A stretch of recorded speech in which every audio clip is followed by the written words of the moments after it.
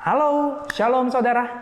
Saudara pernah tidak waktu sedang menikmati sebuah hiburan, misalnya sedang menonton, di akhir sebuah episode, saudara penasaran sama episode berikutnya lalu berkata begini, "Alah, aku penasaran, satu episode lagi deh, cuma 20 menit kok." Akhirnya saudara nonton dan ternyata 5 jam berlalu. Satu season, bukan satu episode, 15 episode habis dilahap. Atau waktu saudara misalnya sedang menikmati minuman, alkohol ya. Setelah habis satu gelas atau satu seloki, saudara berkata, setengah gelas lagi deh, atau setengah seloki lagi deh. Enggak mabuk, enggak. Dan ternyata setelah saudara minum, setengah botol habis. Saudara, semua hiburan, misalnya nonton Netflix, ya, main video games, minum, saudara, itu adalah berkat dan nikmat jika dia menjadi hiburan yang terkontrol.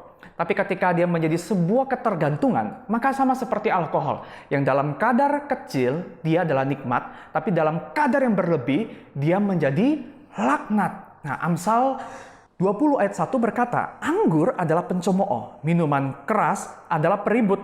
Tidaklah bijak orang yang terhuyung-huyung karenanya." Nah, saudara perhatikan bahwa Amsal memang menyebut bahwa anggur dan minuman keras itu sebagai pencemooh, ya. Tapi yang dimaksudkan di sini ini bukan gerakan anti total pada alkohol, melainkan ini menyinggung, menggambarkan tentang kemabukan, yaitu keadaan ketika kita kehilangan penguasaan diri yang melindungi kita. Nah, kemabukan itu bisa merendahkan, bahkan menghancurkan seseorang.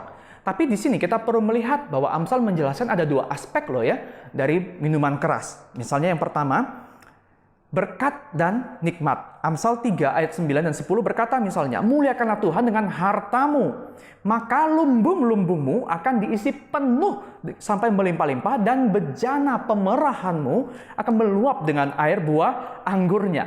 Jadi anggur dipandang sebagai pemberian dan berkat Tuhan yang baik di sini. Mazmur juga menyatakan bahwa anggur itu adalah berkat Tuhan yang menyukakan hati manusia. Dan bahkan Tuhan Yesus sendiri menjadikan anggur sebagai satu dari dua elemen perjamuan kudus. Jadi, ini adalah pemberian dan berkat yang baik. Tapi di sisi lain, ada potensi laknatnya. Nah, Amsal misalnya ya, sering mengkaitkan ketergantungan pada kenikmatan alkohol dalam menghadapi tekanan hidup ya. Itu dikaitkan dengan pikiran yang rusak yang bisa menyebabkan, yang pertama, kejatuhan ekonomi.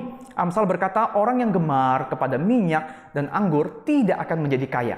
Dan ini juga bisa menyebabkan penindasan dan ketidakadilan. Amsal berkata ya, tidaklah pantas bagi raja meminum anggur. Jangan sampai karena minum, ia melupakan apa yang telah ditetapkan dan membengkokkan hak orang-orang yang tertindas. Karena itu firman Tuhan memberikan banyak batasan. Misalnya ketika para pemimpin mau mengambil keputusan penting, atau ketika ada satu orang mau bernazar di hadapan Tuhan, maka anggur dan bir itu dilarang.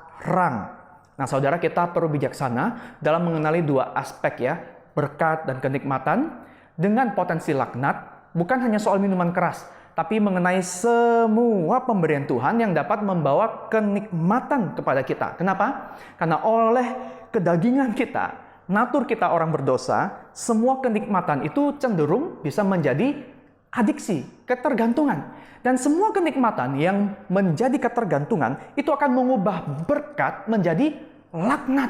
Dan saudara, mengatasi sebuah ketergantungan itu seringkali tidak sederhana. Prosesnya tidak cepat dan bahkan bisa berlangsung hingga seumur hidup. Lalu bagaimana?